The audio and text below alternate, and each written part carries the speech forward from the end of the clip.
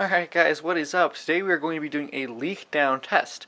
Now the car I'm working on today is a 2010 Mini Cooper S. You can see I've already got the hood up and everything. And these engines are not really known for their reliability. So I've already done a compression test. I have a video on that if you're interested. But I've already done a compression test and all of the cylinders came back to around 95 psi. Now that's really not that good. You probably want to see each of them closer to 140 or so. So we're pretty low on compression. So what we're going to go ahead and do today is a leak down test in order to determine if it's just the engine that's bad, just the block that's leaking, or if there is just a bent valve, which would be a lot easier to replace than the whole engine, because these cars are very unreliable and finding a good engine for them is very difficult. So what I have over here is a Harbor Freight leak down testing kit. It comes with 3 adapter fittings. I believe it's M10, M12, and M18. And then we have a gauge, and then I'll talk about that in just a second, and the hose. Now, I wanted to go ahead and say that this was $80, at least when I bought it, it was. And being Harbor Freight, it is not always the best quality. So that being said, this was the fitting that came on it, this hose fitting right here, and it did not fit. So this is like an adapter to go from your compressor to this, because they're just slightly different fittings. It didn't fit, and I had to go ahead and replace it with one of my own. I believe it just wasn't long enough right here for this to all the way go up and seat. So you might be able to go ahead and grind it down a little bit in order to get some more purchase on it, I guess. But it really didn't work, so I just had a spare one lying around. Then I went ahead and swapped in. So this is Harbor Freight, you get what you pay for. But for $80, I would have thought that it would have been a little bit better. So what I also have here is my air compressor. You can see I've got the line all already uncoiled. So what we'll go ahead and do is hook that up to this and get that into second. But the first thing we're going to go ahead and do is go ahead and pull out a spark plug. So on a Mini Cooper, you have your ignition coil right here, and that goes down in the cylinder. And the way to get them off is you just pop up this little clip, pull it out, and then pull out that, and then just pull the coil right up. So once the coil is out, I'm going to go ahead and leave this on for now. Right down in there is going to be the spark plug. Now, if you're using if you're working on a BMW, you need a thin wall socket plug. So this is a thin wall. I believe it's a 14 millimeter. You can't see that, but it's a 12-point 14 millimeter socket, and that is what most BMWs require, just because of the way they build them, and it's kind of stupid. But once you get the spark plug out, then we're almost ready to go. Now the next thing that we need to do is get the piston to TDC, or top dead center. So I have a very long screwdriver right here. I'm going to go ahead and stick it down in the hole all the way past the spark plug threads. And now it's actually resting on the top of the piston.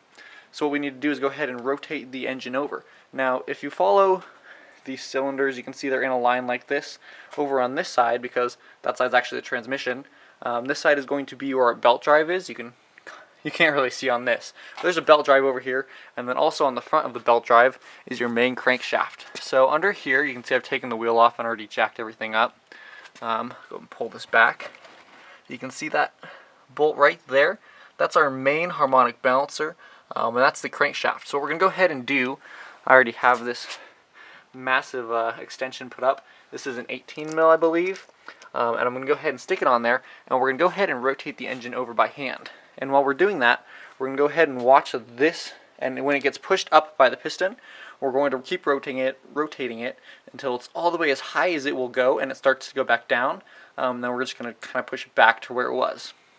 Now whenever you're working on a crankshaft, you want to rotate clockwise, so you don't accidentally undo the crankshaft bolt, because you'll actually unscrew it if you do it. And you also want to make sure, if your car's a manual, you want to make sure it's in neutral, so your engine will be able to rotate freely.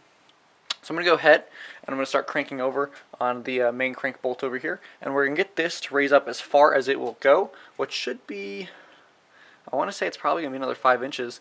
I think this piston is all the way at the bottom at the moment. So I'm going to go ahead and get this to come up as far as possible, and then we can do the leak down test.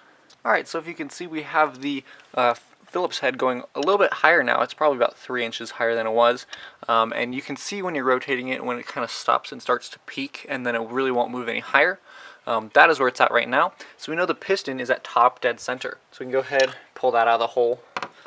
And what we're going to go ahead and do, Specifically for this Mini Cooper, it's an M12, but there's a fitting on the end here of this hose. This is the M12 fitting. Now I'm going to go ahead and grab some electrical tape and actually tape this up really well. And the reason we do that is because whoever designs these tests is not very smart, and if you happen to go ahead and put this down in the cylinder and then start unscrewing it and the adapter stays in the cylinder head, then you are pretty out of luck. You're going to have to spend a lot of time and effort to get that adapter back out. So I'll go ahead and take electrical tape and wrap it all the way up, and it really holds it together really nicely. So we can go ahead and get it down there and screw it in, and it will be just fine. So I'm going to go ahead and tape that up real quick, and then we'll go ahead and get it into this spark plug hole. Alright, you can see we got the end all taped up now, so the adapter won't come off. We're going to go ahead and feed this down into this hole, and we're just going to kind of do our best to go ahead and spin it until it kind of locks into place. It doesn't have to be super tight on there. We really don't want to, because that's what causes the adapter to get stuck. But hopefully, and you can see mine's not going in there because the hose is a little kinked. So it might take a little bit of wiggling, but eventually we should be able to thread this in here. Alright, so you can see I went ahead and got the hose in. If you're ever wondering what adapter size to use, just look at your spark plug and find the closest one. They should be a standard thread inside, so you shouldn't have to worry too much. Just get the outer diameter about the same. Then go ahead and hook it up, and now you can see we have the gauge all plugged in. So this is a one-way, you can't really switch this up. So we have the gauge coming in here, or the hose from the cylinder, and then we're going to go ahead and come out, and this is an adapter I had, this part right here. So you might need to buy an adapter because, again, let me show you. So this part, if you remember, the silver piece is what was in the gauge, and if you compare these two, they're just slightly different, and this end part here is either, this one's very thin, you can see on this guy, but it's very thick on that. So the compressor I'm using has a very thick adapter hose, so I have to have that, and then this actually adapts it into the thin one right here. So go ahead and check out whatever your compressor has, and then make sure it will come into the testing gauge properly. So now I'm going to go ahead, hook this back up real quick, and we're going to go ahead and turn on the compressor. You're going to want about 100 psi. So on this guy right here, you can see this is the gauge that's going out.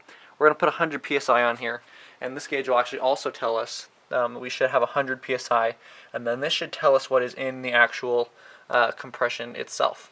So it'll tell us if we have like 100 here and a 90 here, it'll be a 10 psi difference.